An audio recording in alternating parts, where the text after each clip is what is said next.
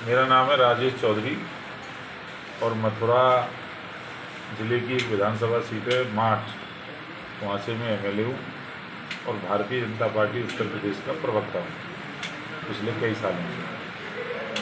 हम लोग पार्टी के कार्यकर्ता के नाते पूरे राजस्थान के अंदर 200 विधायकों को प्रवास पर लगाया गया। 6 राज्यों से 200 विधायकों का चयन किया गया और राजस्थान की 200 विधानसभाओं पर एक विधायक की जिम्मेदारी दी गई। 19 तारीख से लेकर के आज 27 तारीख तक पूरे प्रवास का कार्यक्रम तय किया गया, डे टू डे। उसी कार्यक्रम के तहत यहाँ मेरा आना हुआ। आज लगभग 1 हफ्ते से अधिक समय यहाँ देने के बाद गांव-गांव जाकर के कार्यकर्ताओं से मिलकर, आम जनता से मिलकर, संगठन की अनेक प्रकार की गतिविधियों में हिस्सा लेकर मेरा ऐसा अनुभव है कि राजस्थान की जनता ऊब गई है अशोक गहलोत जी की सरकार से। वो चाहती है कि जल्दी से जल्दी इस सरकार को बंगाल की खाड़ी में फेंक दिया जाए। ये स्थिति आज हो गई है। अराजकता की स्थिति राजस्थान के अंदर है, भ्रष्टाचार का बोलबाला राजस्थान के अंदर है, न्याय नाम की कोई चीज़ राजस्थान के अंदर नहीं है, लोग अपने आप को सुरक्षित महसूस नहीं कर रहे।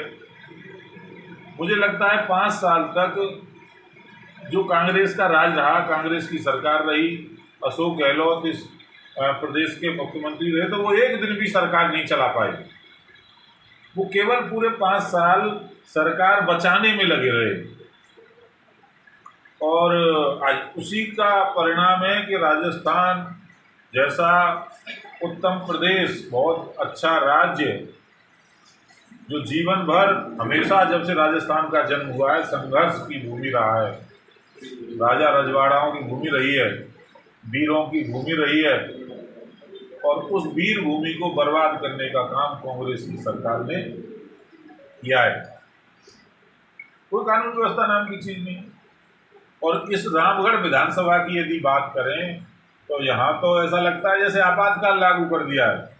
लोगों को अपना मुंह खोलने में डर लगता है। नहीं तो होता क्या है, किसी की मोटरसाइकिल से मुर्गी भी मर जाए तो 10 लोगों को जेल भेजने का काम यहाँ की विधायक और यहाँ की सरकार करती है। ये हालत इस रामगढ़ क्षेत्र के है। तो हम लोग यहाँ गांव-गांव गए, सब लोगों से मिले और अपनी नीतियाँ जो हैं सरकार की, केंद्र सरकार की जितनी अच्छी योजनाएं, योगी जी किस तरह से दुनिया के अंदर भारत को आगे ले जा रहे हैं, भारत का नाम रोशन कर रहे हैं, भारत आज विकास के रास्ते पर है, भारत का लोहा आज पूरी दुनिया मान रही है नरेंद्र मोदी जी के नेतृत्व में। आपने देखा, अभी आप बगल जाएंगे यहाँ से 20-25 किलोमीटर दूरी पर, तो किसी ने कल्पना की थी इतना बढ़िया हाईवे बन के तैयार हो जाएगा और इतने कम समय में?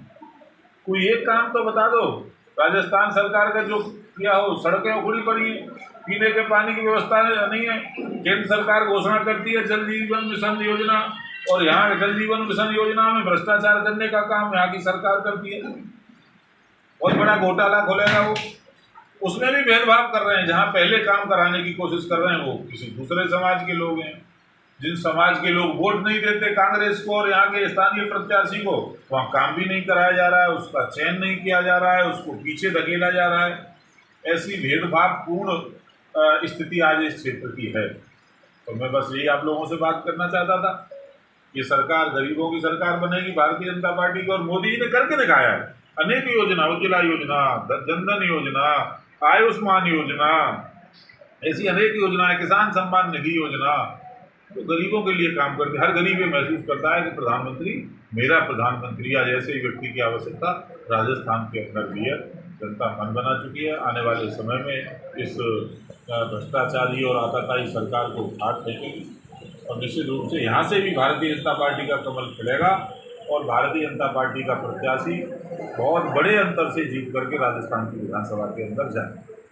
सर, आप पिछले काफ़ी समय से विधानसभा में घूमकर जनता का मन टटोल रहे हो, तो जनता का क्या मन है यहाँ का? जनता परिवर्तन चाहती है, जनता बदलाव चाहती है। जनता विकास चाहती है, जनता सुख और शांति चाहती है, जनता कानून व्यवस्था का राज चाहती है, और एक भय जो है यहाँ पर स्थानीय विधायक का, उससे मुक्ति चाहती है। सर जो विधायक है वो कह रही है मैंने इतने विकास करा दिए जितने 25 साल में जो 2 अन्य विधायक थे नहीं करा पाए। आप कह रहे हो विकास ही नहीं है यहाँ पे। बिल्कुल ठीक कह रहे हैं, विकास किया है पर अपना विकास किया है जी।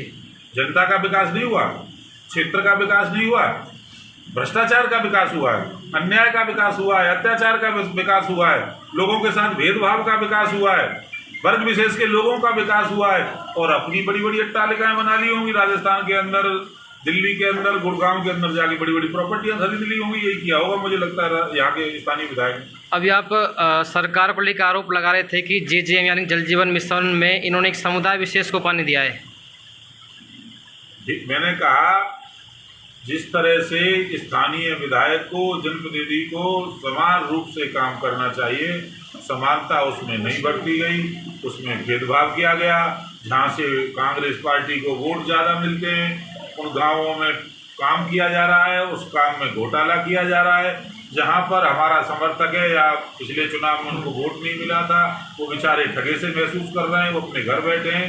जल जीवन मिशन की एक बूंद या कोई योजना उनके घर पहुँचने में मुझे नहीं लग रहा है कोई इंटरेस्ट स्थानीय विधायक का है। रामगढ़ विधानसभा में आप पिछले 10 दिन से घूम रहे हैं और लगातार आप जनता के बीच में भी गए।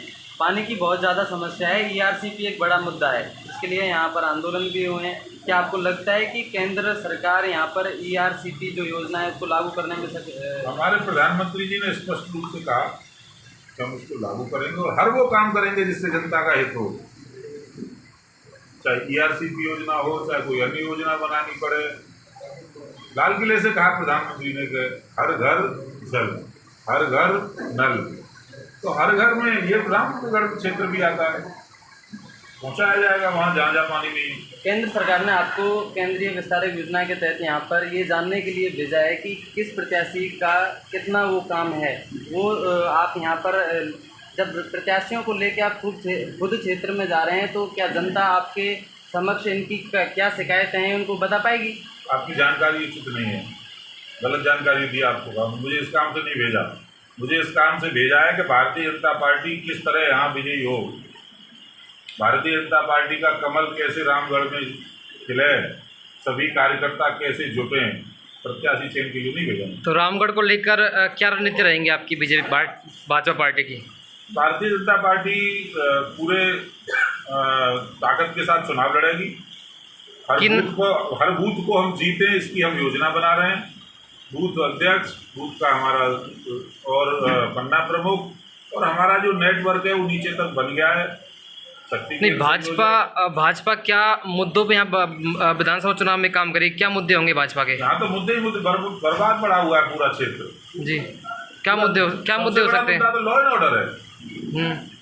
आज घर से बाहर कोई हमारी बेटी, माँ बहन निकल के जाती है तो डर लगा रहता है कहीं उसका अपहरण ना हो जाए, कहीं उसके साथ कोई दुर्घटना ना घट जाए, कहीं कोई और मिसहैपनिंग उसके साथ ना हो जाए। जब तक वो घर ना आ जाए तो माँ बाप चैन से नहीं बैठते।